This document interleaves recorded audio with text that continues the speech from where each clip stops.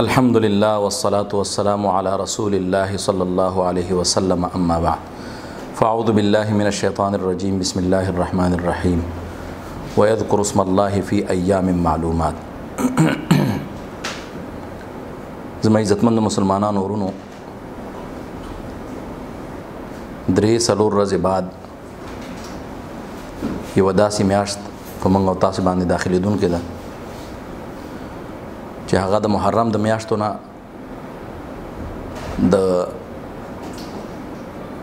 حرامو میاشتو نه یوه میاشت یوه مهینه چې هغې ته ذوالحجة الحرام ویلی کېږي.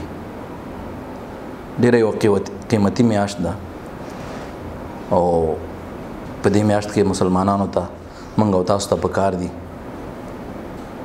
چې اعمال ښه زیات پکې وکړو. ابن حجر اسقلانی رحمت الله علیه فرمایلی دي چې په دې میاشت کې د اسلام ټول احکامات الله را جمع کړي دي. حج د دې میاشت نه بغیر په بله میاشت کې نه کېږي، روژې په دې میاشت کې شته او صدقې په دې میاشت کې ورکول پکار دي، قربانی په دې میاشت کې هغه کېږي. مطلب دا چې الله د اسلام ټول احکامات هغه په دې میاشت کې را جمع کړل. نبی صلی الله علیه وسلم د دې میاشتې ډېر قدر کو، ځکه په دې میاشت کې حج دی او وی فرمایل ما من عمل العمل الصالح فيها احب الى الله من هذه الايام. یو عملم د دې میاشتې عمل ته چې لس اولنۍ ورځې دي هغه نشي رسېدی ورته، دومره یو قیمتي میاشت ده. صحابه پوښتنه وکړه ولل جهاد فی سبیل الله، ایا د الله پیغمبره جهاد د الله په لاره کې کول آیا د هغې نه د دې میاشتې عمل بهتر جوړېدی شي؟ یعنی د جهاد نه هم د دې میاشتې اعمال بهتره دي؟ جهاد څومره بهترین عمل دی، د الله په لاره کې خپل ځان مال اولاد قربانول. نبی صلی الله علیه وسلم فرمایل ولل جهاد فی سبیل الله، جهاد هم د دې میاشتې د اعمالو مقابله نشي کولی. الا رجل خرج بنفسه وماله فلم يرجع من ذلك بشيء، مگر هغه انسان چې خپل مال او ځان خپل جان د الله په لاره کې ورکړ، مال او ځان قربان کی، نو هغه مجاهد د هغه ډیر اجر او ثواب ده. نو عزتمندو داسې یو قیمتي او بهترینه میاشت را روانه ده. په دې میاشت کې د الله رسول صلی الله علیه وسلم روزي نیولې.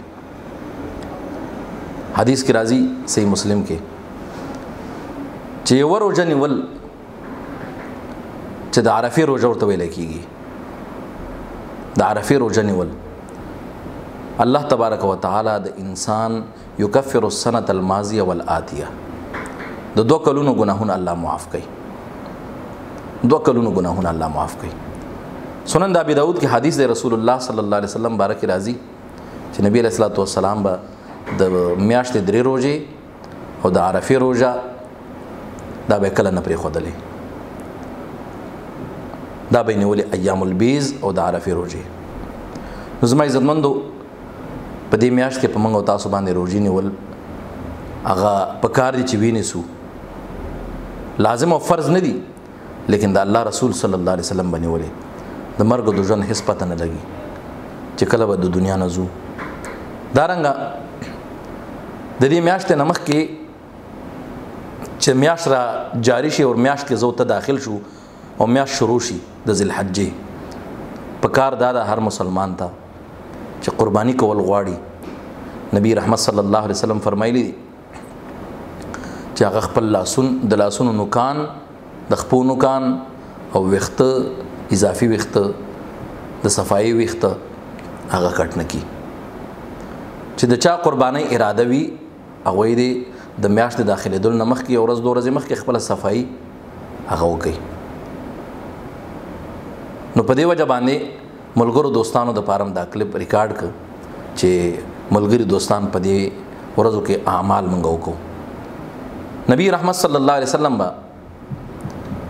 چې د ذوالحجې میاشت داخله شوه د الله رسول صلی الله علیه وسلم به ذکر اذکار ډیر کو قرآن حکم فرمایله ويذكر اسم الله في ايام معلومات د الله نوم تسبیح تهلیل تحمید دا ډیر زیات کوي په دې ورځو کې ځکه دا ورځې ډېرې قیمتي دي غفلت کې چرته رانه لاړې نشي انسانان غافل دي ډیر زیات عبد الله ابن عمر رضی الله تعالی عنہ او ابو هريره رضی الله تعالی عنہ دا دواړه به یکم د ذل حجینا بازار تتلل او په بلند او چت आवाज سره به الله اکبر لا اله الا الله والله اکبر ولله الحمد بخاری و مسند احمد کې راځي دا الفاظ ویل نو دا الفاظ ویل کثرت سره دا په موتا باندې په هر مسلمان باندې لازم ده پاتې شه د قرباني مسائل ان شاء الله هغه به پر روان کلیپ کې ټول مسلمانانو ملګرو دوستانو پښتنو ته وړاندې کوم